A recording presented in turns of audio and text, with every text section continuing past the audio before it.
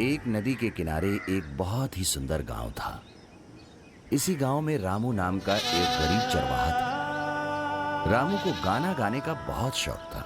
वो गांव की भेड़ बकरियों को चराने के लिए पास के जंगल में जाता था। जंगल बहुत हरा भरा था।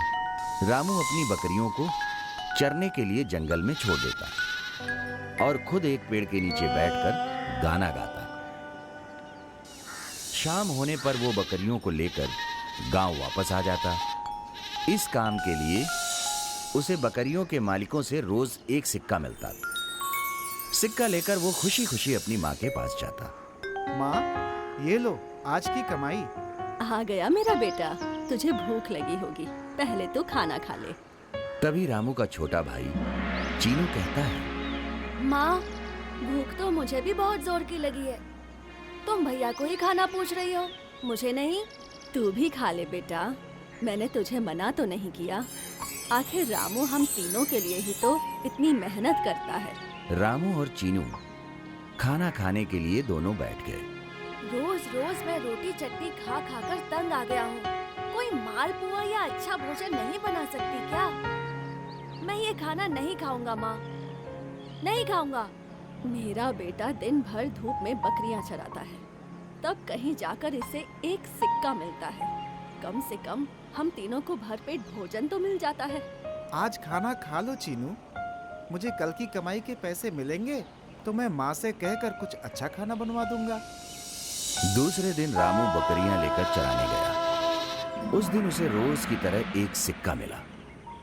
वो सिक्का लेकर अपनी माँ के पास आया और बोला, माँ, ये लो आज की कमाई।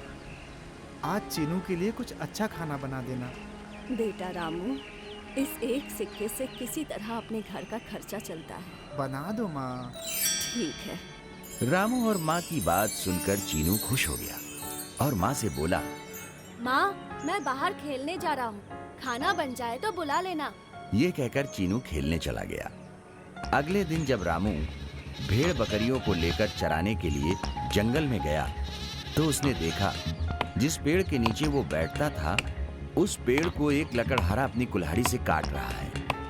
ये देखकर रामू को बहुत दुख हुआ, क्योंकि रामू को उस पेड़ से बहुत लगाव हो गया था। उसने सोचा कि मुझे इसकी रक्षा करनी चाहिए। ये सोचकर उसने लकड़हारे को रोकते हुए कहा, लकड़हारे भाई, लकड़हारे भाई, मेरी बात सुनो, पेड़ को मत काटो। लकड़हारा रुक गया और बोला, तुमने मुझे पेड़ काटने से क्यों रोका? अरे भाई, मैंने तो तुम्हारी भलाई के लिए पेड़ काटने से रोका है। कैसी भलाई? कई साल पहले एक ऋषि ने एक चुड़ैल को श्राप दिया था। वो चुड़ैल इसी पेड़ पर आकर रहने लगी। जो भी व्यक्ति इस पेड़ को छूता है या काटने की कोशिश करता है, वो चुड़ैल उस व्यक्ति को जान से मार डालती है। अपनी जान बचाना चाहते हो तो जल्दी से भाग जाओ, अगर वो चुड़ैल आ गई तो तुम्हें मार डालेगी।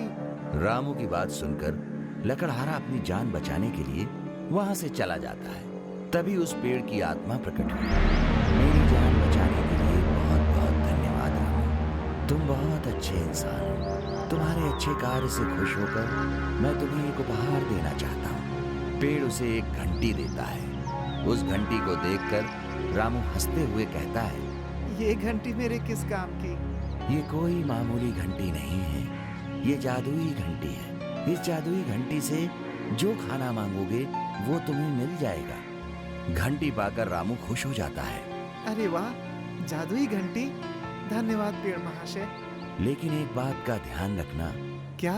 इस घंटी का इस्तेमाल दिन में केवल एक बार किया जा सकता है। पेड़ को धन्यवाद देकर रामू प्रसन्न होकर अपने घर आया और अपनी माँ से बोला, माँ, ये देखो मैं क्या लेकर आया हूँ।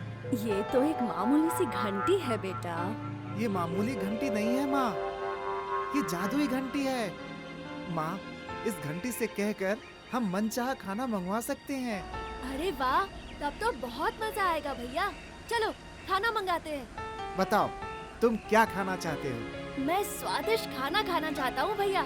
चीनू के कहने पर रामू घंटी बजाता है और घंटी बजते ही चीनू के लिए स्वादिष्ट खाना हाजिर हो जाता है। सचमुच इस घंटी ने तो कमाल कर दिया।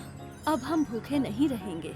एक दिन रामू को बहुत जोर से भूख लगी थी। वो दोपहर को ही घर वापस आ गया। उसने देखा कि चीनू ने पहले खाना मंगाकर सारा खाना खा लिया है। रामू ने जादुई घंटी उठाकर कई बार बजाया, लेकिन कुछ भी नहीं आया। रामू को भूख के कारण गुस्सा आ गया। अगले दिन रामू जब भेड़ बकरियां चराने गया तो जादुई घंटी अपने साथ ले गया। इधर चीनू और उसकी मां को जब भूख लगी तो वे घंटी ढूंढने लगे, लेकिन घंटी नहीं मिली। तब वे दोनों रामू के आने का इंतजार करने लगे। रामू के आने पर मां ने पूछा, घंटी नहीं मिल रही बेटा। घंटी तो मेरे पास है माँ। घंटी तुम अपने साथ क्यों ले गए? चीनू सवेरे से भूखा है। क्या तुम केवल अपना पेट भरना चाहते थे?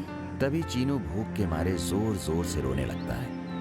ये सब देखकर रामू को अपने किए पर पछतावा होता है और वो बोलता है, मुझे क्षमा कर दो माँ, मुझसे गलती हो गई। मैं स्वार्थी हो गया था।